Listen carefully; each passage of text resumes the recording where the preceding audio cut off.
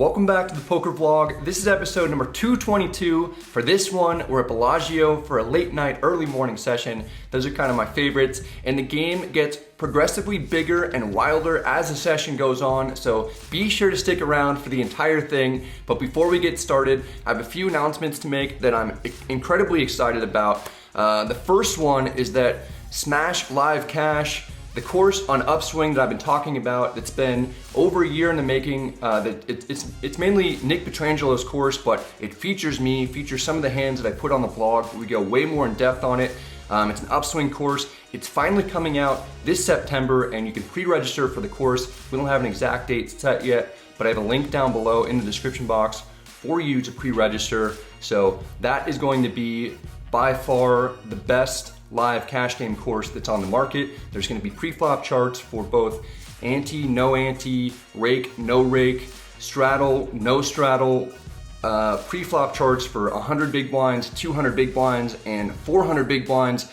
The most comprehensive pre-flop charts that I've ever seen, and it's just going to be a phenomenal course. Very excited about it. It's only going to be $999. The pre-flop charts alone are going to, if you're actually serious about studying, it's going to make you all your money back and a ton more if you put time into it. So I just can't wait. It's something that I've been using the last year, and that's why I felt good playing progressively higher stakes. The second huge announcement that I have is that we're doing a meetup game in Australia at the Star Gold Coast Casino. That'll be September 21st. It'll be in conjunction with the WPT out there. So I'm gonna be out there for about 10 days. I have more information in the description box for that as well. Very, very excited. And then don't forget, we've got a meetup game at the Seminole Hard Rock Hotel and Casino in Tampa, September 1st, and then a meetup game at the Lodge in Austin, September 6th. So I hope to see you around. I'm pumped up for everything that's to come. All right, let's go ahead and get started. It's very early on a Sunday morning. I happen to wake up and I'm feeling alert. I head to the strip because there are a couple 5-10 games running at Bellagio. Usually they're good at this hour from people who are still playing from the night before. I arrive. The rest of the casino is pretty deserted since most of the tourists are asleep. Not us. We're going to work. I buy in for $1,500. That's the max. We make it to one of the two tables that are running. The session begins at 3:11. Amber is the color of our energy. A few hands in, we're dealt 7-6 offsuit in the under the gun straddle. The button raises to 50. He's a pro from New Zealand who's run up a big stack. This falls into the bottom of our straddle defend range. We call for 30 more. It's heads up, and we're out of position. The flop comes 9-5-4 with two clubs. We've got an open-ended straight draw and a backdoor flush draw that's just slightly stronger than my girlfriend's math skills. I check. The button says, "This isn't a Walgreens in San Francisco. I'm not letting you have anything for free." Then bets 50. It's too soon to fold right now. I call to see if we can drill an 8 or a 3. The turn is the jack of hearts. No help to us. I check. The situation is getting worse for us. The young fan of the All Blacks bets 150. The board here is an interesting one. We'll actually have plenty of 2-pair combos like Jack 5 and Jack 4 suited, as well as 9-5 and 9-4 suited that the button won't have. I don't like the idea of calling 150 to try and spike now, one of only 3 outs that'll give us the nuts. I also don't like giving up. I put in the check raised at 500. The opponent takes out a Kiwi from his backpack, where I assume there are dozens more, and bites into it like an apple. He folds while saying that he's a hippopotamus and his lyrics are bottomless. I don't even know what that means or how that's applicable in this scenario, but I'm happy to get the semi-bluff through with only 7 high. Maybe the opponent had to draw himself because he asks,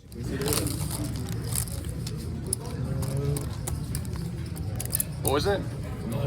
5 of spades. 5 of spades. We would have bricked our straight draw. Our aggressiveness pays off.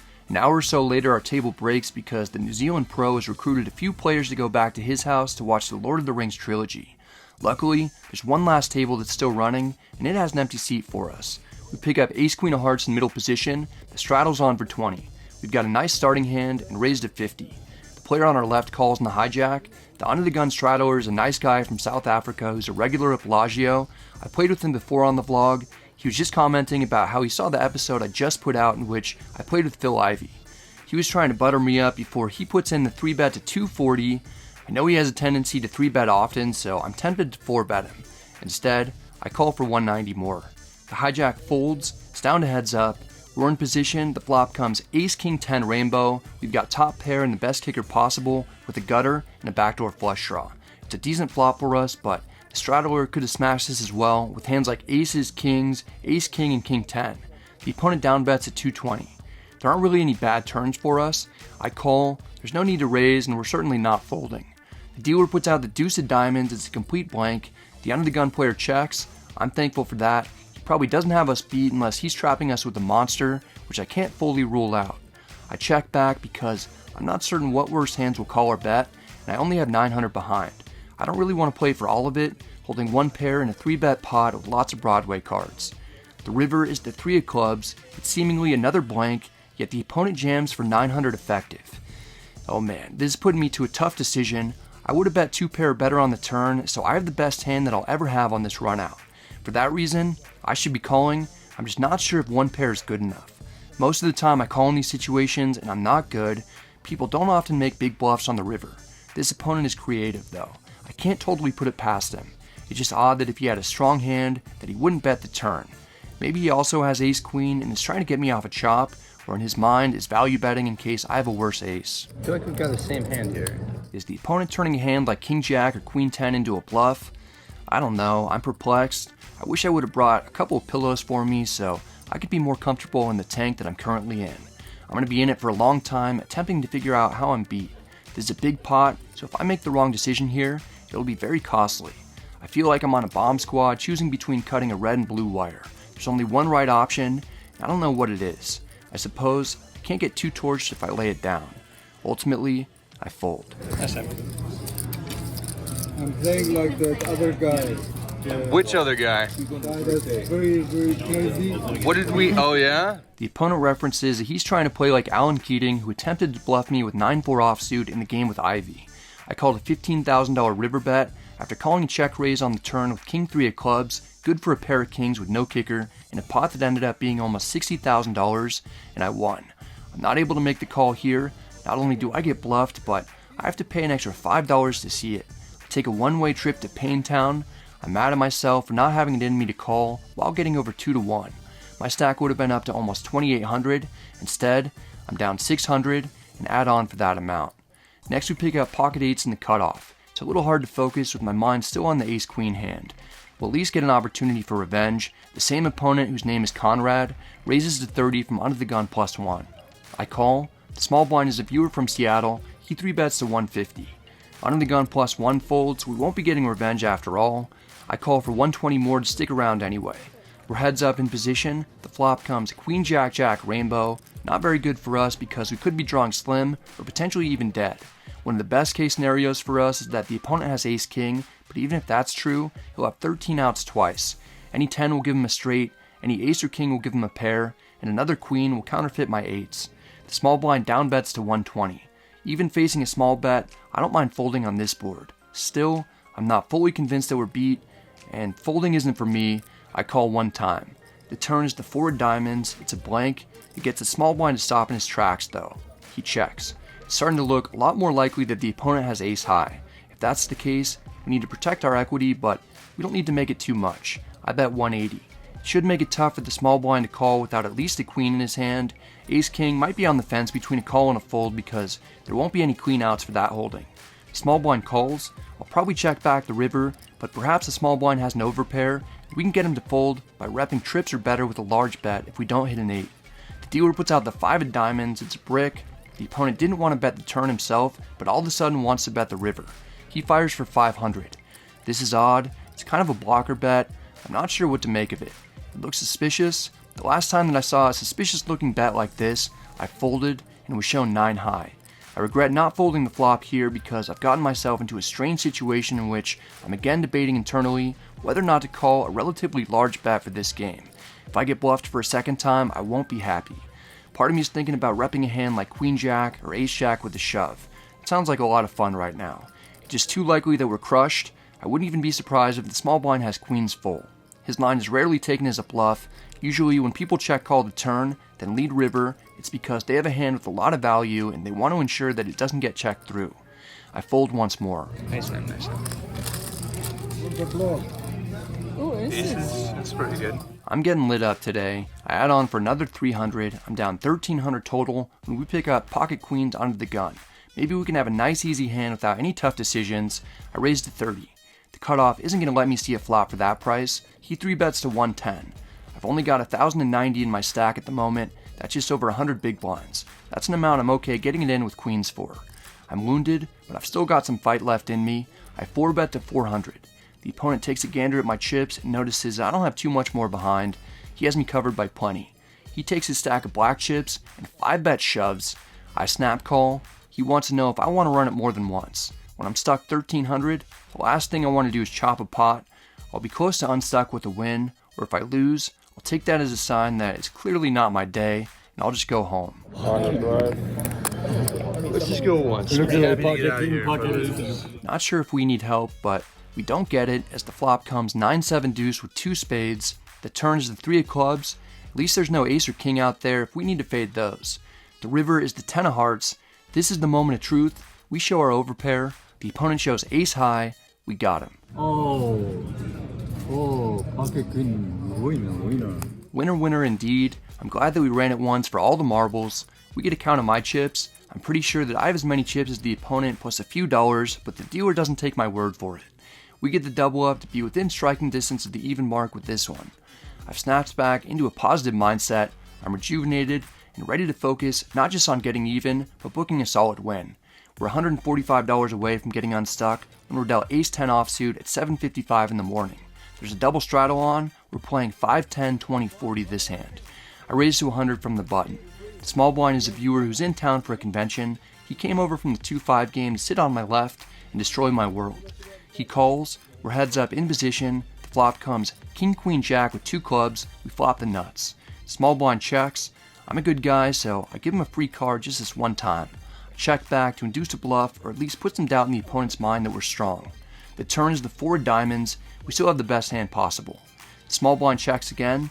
We can't allow free cards to come out forever. I bet 120.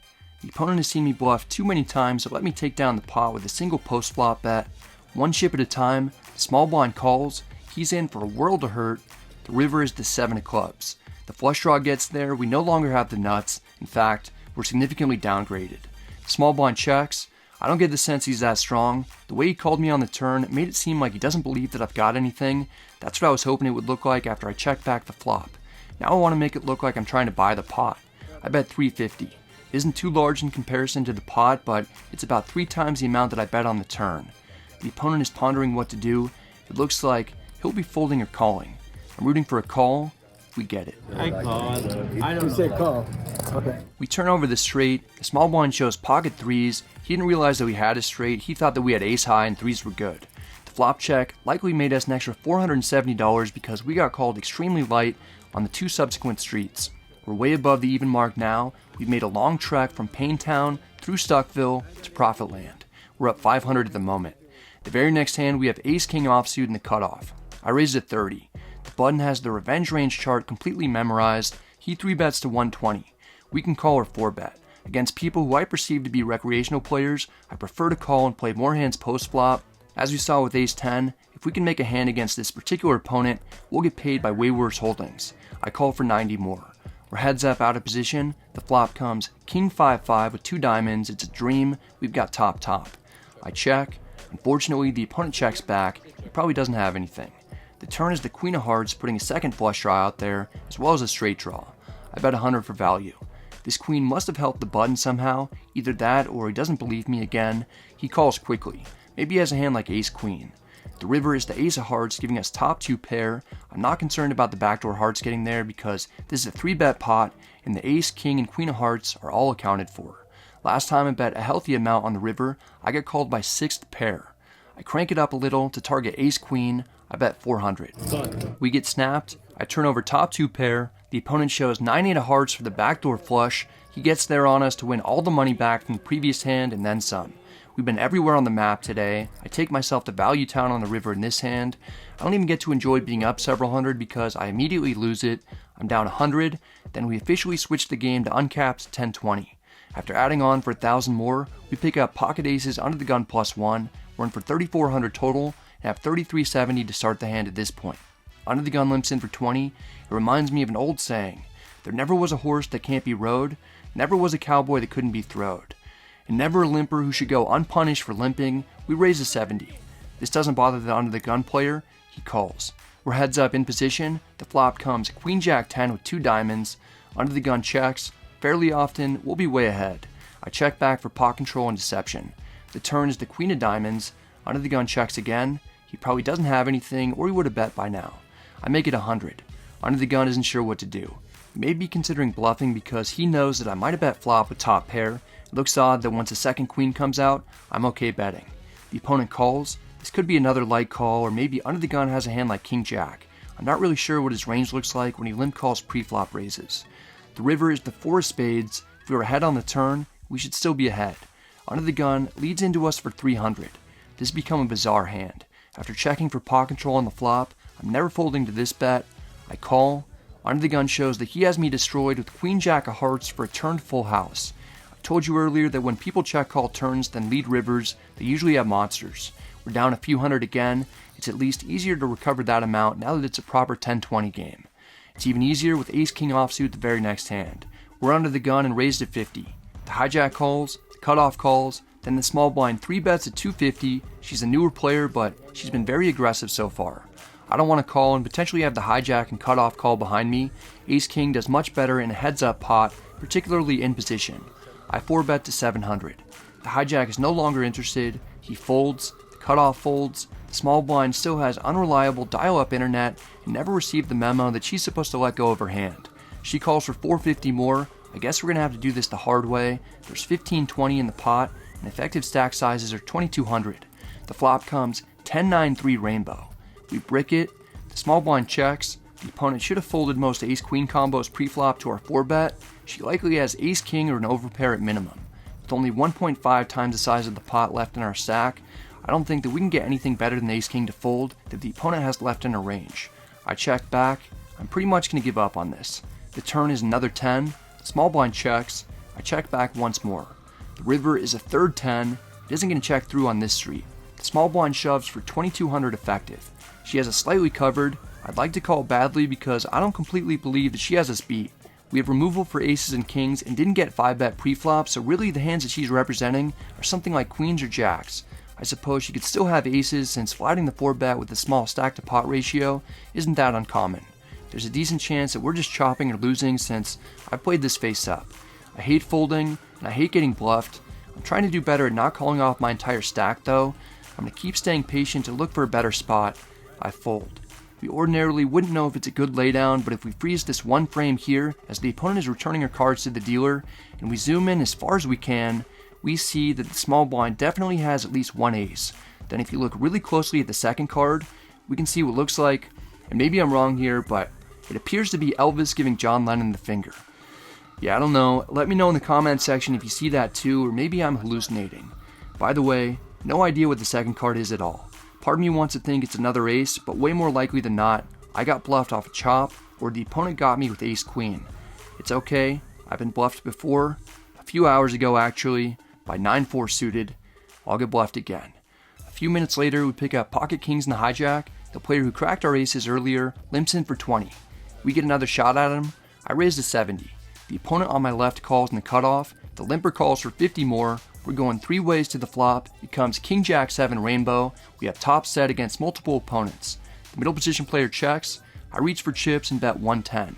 I'm not sure what these dudes have, but both opponents call. I'm guessing they have straight draws because there aren't many kings that are unaccounted for. The turn is the 6 of clubs. It's a great safe card. We still have the nuts. The middle position player checks. I want to get value, but need to make sure that I don't bet too much to blast people off their hands. I suppose that I don't need to worry about that too much because the player on my left is the guy who called my river bet with pocket 3s earlier. He likes calling me with anything. I bet 320. The cutoff may not even have anything as good as 3s because he's more apprehensive about calling in this hand than he was with a pair below the board. Eventually he calls. That's what I wanted to see. The middle position player takes inventory of his chips. He could be considering a raise or potentially a shove for 2100 on top. I wouldn't be able to get my chips in fast enough.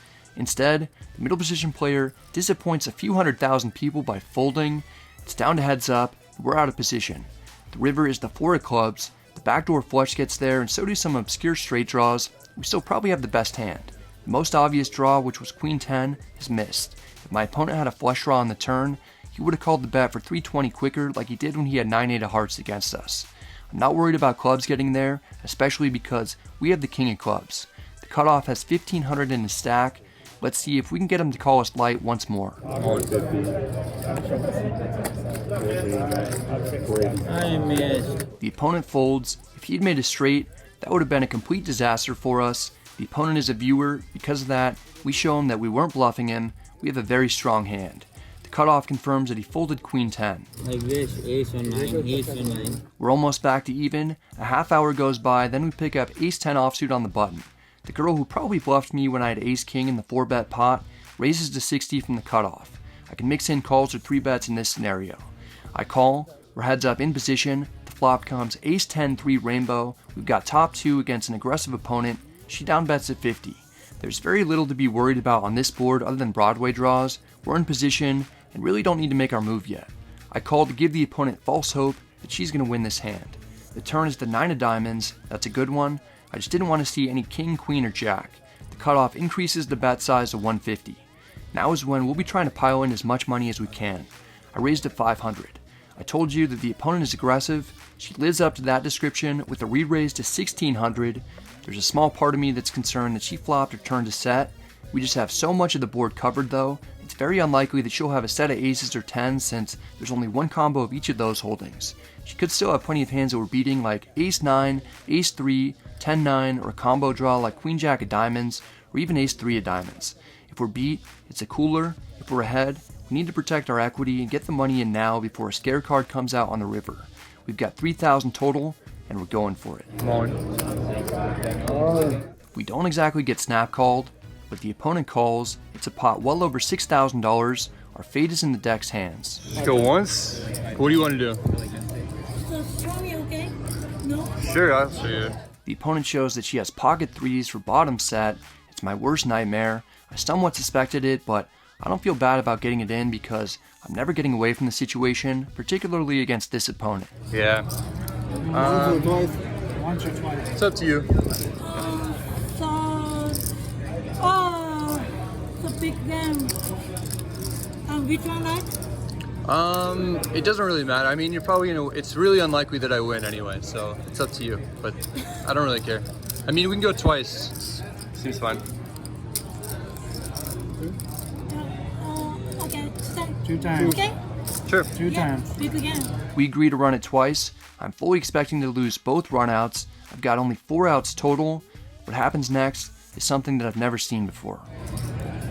Wow. The first river is another 10. We boat overboat the opponent to scoop half the pot, and for some reason, the cutoff is ecstatic. I've never seen someone so thrilled to lose. It's hilarious, but she's really just happy that she ran it twice. There's still some chance that she gets scooped.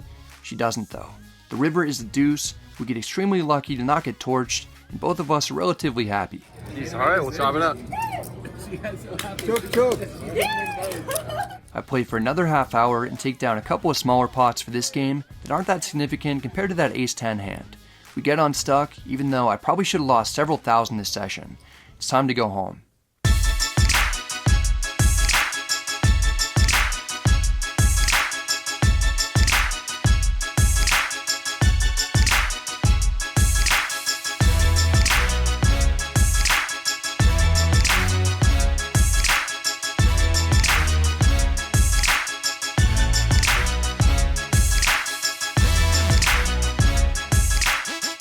Played for about 7 hours this morning, won $70. It was a session where I probably should have lost, the last 2 sessions I probably should have lost a few $1,000s in each of them, but I got bailed out big time by that 10 on the river. It was really funny to see the opponent's reaction. She was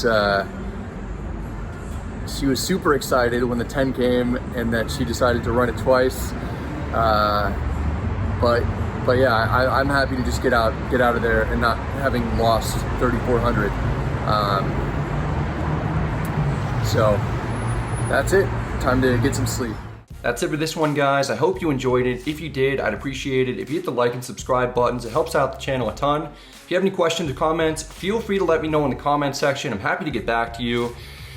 This was just, a wild episode. Got incredibly lucky with the Ace-10 versus Pocket 3's hand, and I've been on a huge upswing. Things might change in the next episode. I just played the session last night and filmed it. I've just been running incredibly well. I think I was down 10K in January, and then I went on an 80K upswing of just my own action. I played some huge games and I sold some action, so I've actually won, I think, around 100K since January, and but 80K of it is, goes to me. So anyway, it's just been easily the best run of my life, probably by 2 times previous best run. But a lot of that is due to my coaching with Nick. Those coaching sessions were filmed and will be part of that upswing course that's gonna be coming out in September. Pre-register for that. You won't regret it, especially if you just put time into it. Nick is just a world-class player. He's perhaps the best in the world, and he's giving his advice and all of his knowledge out there, for $999, which is very well worth it. So be sure to take advantage of that. And then I hope to see you guys at the meetup games coming up at the Seminole Hard Rock Hotel and Casino in Tampa with the WPT there, and then at the Lodge in Austin September 6th to kick off the Fall Mayhem series, and then in Australia. I'm so glad to be going out there. I know there are a lot of Aussies that watch the vlog, and you guys have been trying to get me and Andrew to come out there for years now, and it's finally happening. So I hope to see you guys there.